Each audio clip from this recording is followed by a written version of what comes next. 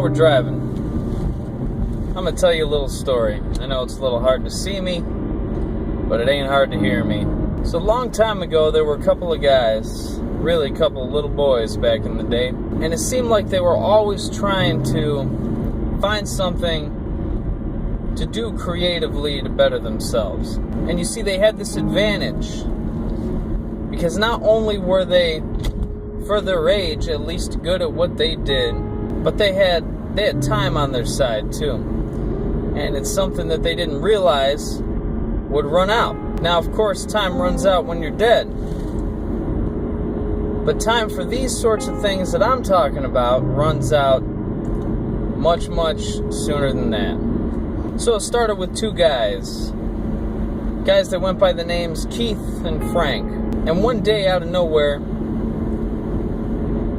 they just decided, hey, let's start a band. Now, mind you, this is crazy, because neither of these two assholes know how to play a goddamn instrument. Fortunately for these two, there were people around them that did know how to play instruments. And the resources at the time were available to us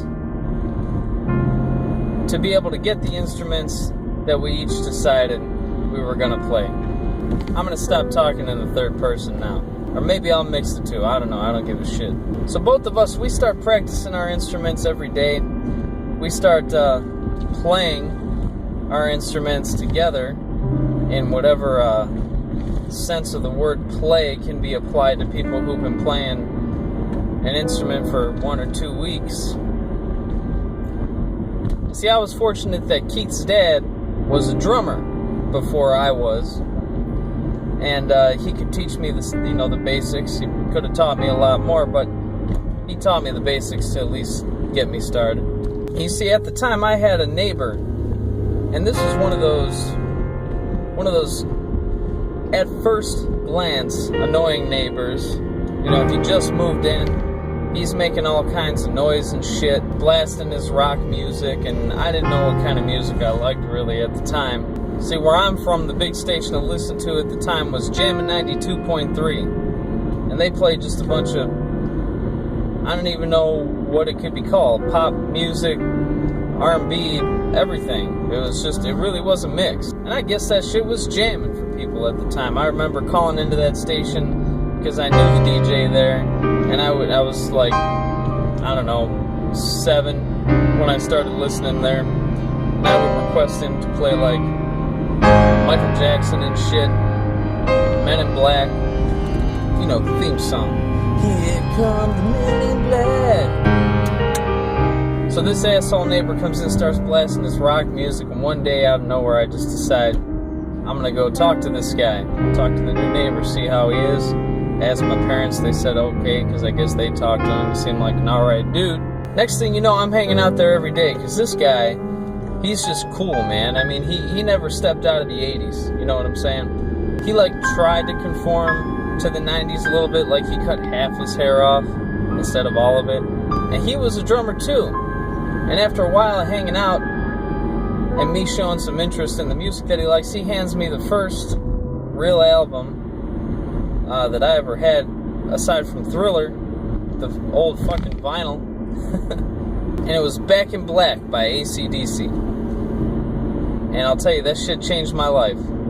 It didn't turn me into some, fucking metalhead, going to concerts all the time kind of dude. I don't mean to change my life that way, I just, became one of those band groupies that spends all my parents' money on going to the concerts. No, it changed my life because, I don't know, I just finally found a genre of music I could identify with. Actually, I don't even know if I could really identify with AC/DC, because at the time, it's not like I was out at bars getting into fights, fucking fat chicks named Rosie, or getting drunk on Sour Mouse and shit. But it had a groove, It had a groove. And it just caught my ear. So I don't know, anyway. So by this point, I'd learned the basic beat. I don't know, I think I was 13 at the start of this band. I learned how to play a basic beat on the drums, and my neighbor at the time, my parents' neighbor, let me down into his basement to play on his drum set. which was pretty sweet. It was one of those awesome ones. It was a Yamaha, I remember. Had like a million fucking cymbals, or what seemed like a million cymbals at the time. Looked like a real, like, 80s metal drummer rock set. You know what I'm saying? So Keith picked up the guitar. And, I don't know, in about a week, he was like a genius, or what seemed like a genius on the guitar at the time, you know, when you're 13 years old, and they can play, you know, fucking Smoke on the Water, Enter Sandman by Metallica. So we're sitting there, we're playing together, and, you know, we're like trying to come up with our own music and learn Metallica songs and shit, and making music that's like kind of an amalgamation of other songs that we heard. I swear to God, one time we came up with Call of Cthulhu and tried to pretend like we didn't realize that Metallica did it first. So we kept going. I don't know, I think for about a year of us playing every other day, we decided we needed more band members. We needed a bassist. So we started looking to our friends in school, and I don't know what it was, but they just couldn't pick that shit up like we could. It was like just something to fucking do for them, you know? Like we forced them to like have their parents buy them bass guitars and, you know, these fucking Z-shaped fucking metal guitars, the cheesy shit that you would never buy as a serious musician. And now this whole time I've been playing on Keith's dad's set. And at one point my parents asked me that year, what do you want for Christmas? I was 14 years old. I said, I want a drum set. So Christmas morning rolls around and they said, well, you know, yeah, we're going to get it for you. Don't worry about it. But, you know, we couldn't get it yet. And I was disappointed, but hey, man, that shit was like $800 at the time. So I understood. I played it cool, you know. I played it like I wasn't disappointed. I tried not to be that asshole kid on Christmas, you know what I'm saying?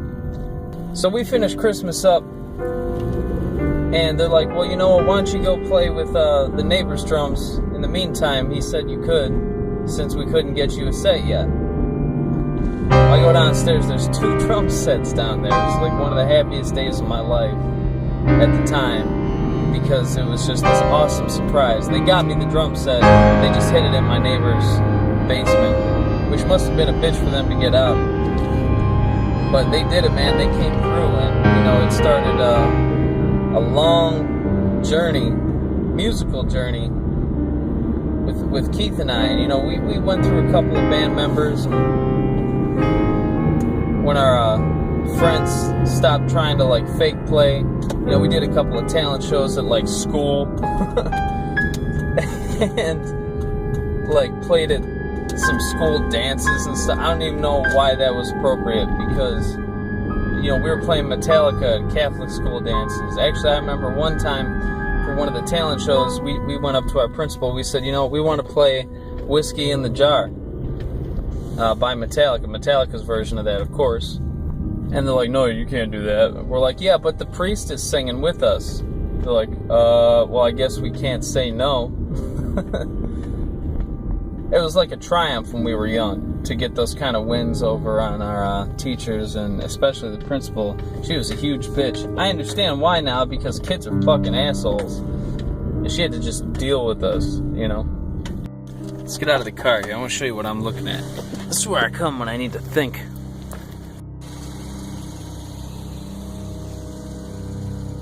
Sorry about the shitty camera quality. But I'm actually at my old school right now. In one of my previous videos you saw where I said this is the hill where kids could just roll down to their deaths. Well, you see, that hill goes all the way to fuck down. But look at this beautiful place. Just to come and think, look over the city, small city here. So we did that whole thing for about 2 years. We were about 16. We finally settled in on the bandmates that we thought we wanted. We got this awesome bassist named Dan. He'd been playing bass way longer than we've been playing anything. And we got this other guitarist named Ryan, who, had he grown up, been born something more attractive, I don't know if attractive was the issue, if he'd been if his situation had been different, he would have just been James Hetfield. If he had the choice, he just would have been born James Hetfield. So he was really into what we were doing, you know. He was into the Metallica thing, and he thought that's what we wanted to be, was some Metallica cover band. And I guess at first we kind of did. All we were playing was Metallica songs, a little bit of our own stuff here and there, but we didn't think our own stuff was good enough yet. When we finally started to want to do the original shit, you know, he wasn't all that into it unless it had a very Metallica sound. Now see, the problem was, we didn't know anybody that could sing. So we decided, you know what, we're going to do this thing all instrumental.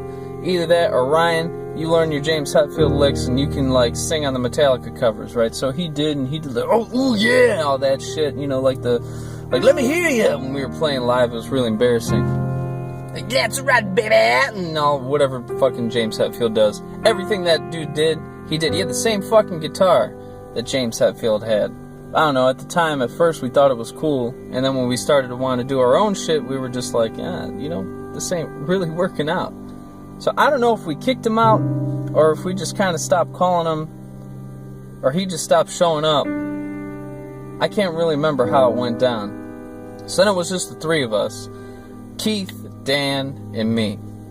Now at this point, we're 16, 17 years old, and we're doing original shit now, and it sounded pretty good, you know, for a couple of really young dudes. At least we thought so at the time, and all our parents thought so, obviously, at the time. And they gave us all this encouragement. You know, they were buying us studio time to go and record some of our original songs.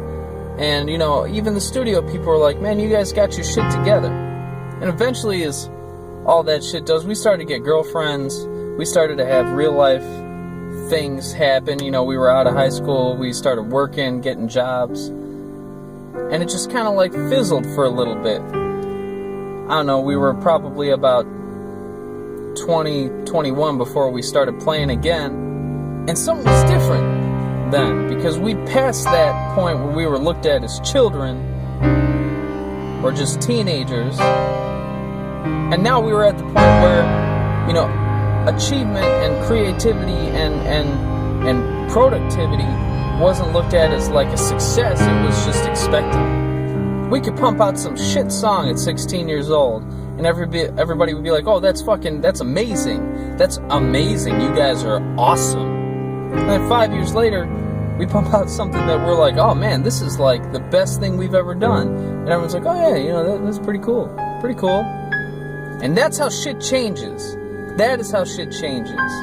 You know, it's like, if you don't have youth on your side, then it's like, not that people stop giving a shit, but you just don't have as much time to do the things that you want to do when you have fucking time to do it. Now it's going to get real dark over here because I'm moving out of the light. So I guess the point of the story is, you know, we stopped. We stopped for a little bit, and we shouldn't have done that. We should have taken these things fucking seriously when we had the chance, instead of now, when we're all fucking 28 years old, and, you know, what are we gonna, you know, none of us have fucking money. None of us have, oh, there's a fucking deer. We don't have all this money to be doing whatever the fuck we want. You know, what am I gonna do, rent with my 2 kids forever? You know, from my family members who have been kind enough to put up with my bullshit and my no money. So now we're trying to do this short film shit, right?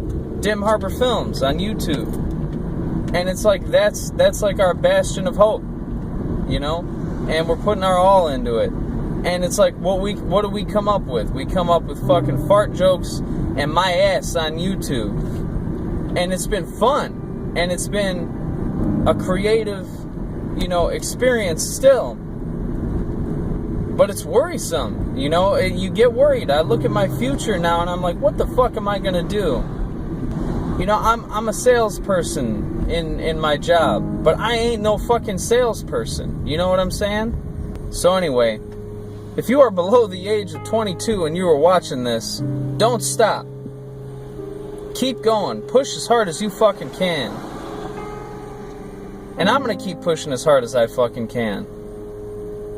And you know, I don't have a lot of the advantages that other people have. I got asked to join this band once by these rich assholes whose dad just fucking bought him whatever he wanted, had all the connections in the industry. We don't have that. We're trying to make something of ourselves. And I hope we can. And I hope you can too. Anyway, that's a story from my life for tonight. I'll catch you guys some other time.